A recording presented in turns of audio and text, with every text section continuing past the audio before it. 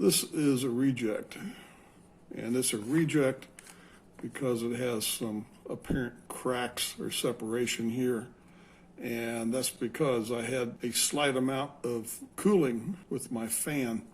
So I ran out of the green PETG, and I now have this dark charcoal or gray, and I printed this with no cooling.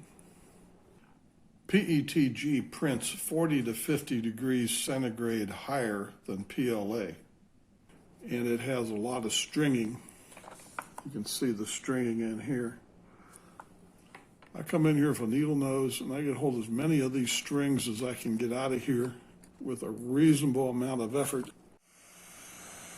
I have a small butane torch. One of the ways to get rid of stringing, if your settings fail you, which mine do all the time with this material, is to use a hot air gun. But I've gotten to where I can just come in here and very gently, gingerly heat up those strings, and they will either burn away or melt away.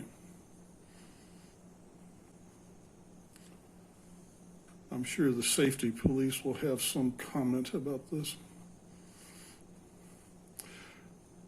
So let's clarify, I'm not recommending that you do this. I'm just showing you what I have done, and it has worked for me. And very short period of time, those strings are all gone. And then I turn that off. And I want to look around in here, make sure I didn't miss anything.